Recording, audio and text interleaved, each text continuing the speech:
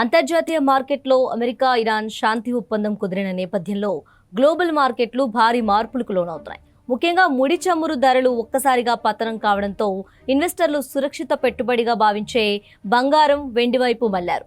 ఫలితంగా దేశీయ commodity market అయిన MCX లో బంగారం, వెండి ధరలు ఊహించని రీతిలో భారీగా మార్పులు జరిగాయి. ఇక బులియన్ మార్కెట్లో కూడా బంగారం ధరలు భారీగా పెరిగాయి. సిల్వర్ ధరలు కూడా పెరిగాయి. హైదరాబాద్, విజయవాడ బులియన్ మార్కెట్లో 10 గ్రాముల 24 క్యారెట్ల బంగారం ధర 1,51,530 రూపాయల వద్ద ఉంది.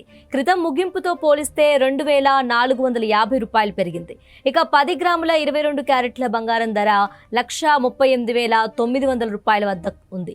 క్రితం ముగింపుతో పోలిస్తే 2,250 రూపాయలు పెరిగింది. ఇక 10 గ్రాముల 18 క్యారెట్ల బంగారం ధర 13,650 రూపాయల వద్ద ఉంది. క్రితం ముగింపుతో పోలిస్తే 1,840 రూపాయలు పెరిగింది. ఇక సిల్వర్ విషయానికి వస్తే హైదరాబాద్, విజయవాడ బులియన్ మార్కెట్లో కేజీ సిల్వర్ పై ఏకంగా 10,000 రూపాయలు పెరిగింది. ప్రస్తుతం 2,80,000 రూపాయలకు చేరుకుంది. అయితే ప్రస్తుతం బంగారం, వెండి ధరల్లో గణనీయమైన పెరుగుదల నమోదైంది.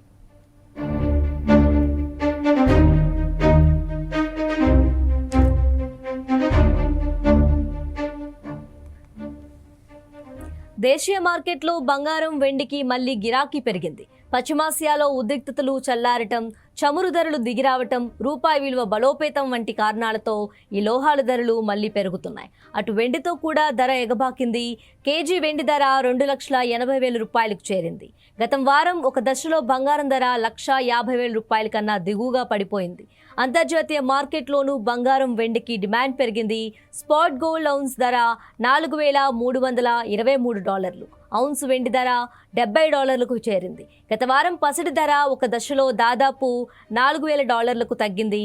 ఇప్పుడు ఇరాన్తో డీల్ కుదిరినట్లు అమెరికా అధ్యక్షుడు డొనాల్డ్ ట్రంప్ ప్రకటించారు. దీంతో 3 నెలలకు పైగా సాగిన యుద్ధానికి ముగింపు లభించినట్లయింది. ఈ పరిణామాలతో ముడి చమురు ధరలు భారీగా దిగొచ్చాయి. బ్రెంట్ క్రూడ్ $83లకు పడిపోయింది. అటు డాలర్తో పోలిస్తే రూపాయి మారకం విలువ 53 పైసలు బలపడి 93.65 రూపాయల వద్ద ట్రేడ్ అవుతుంది.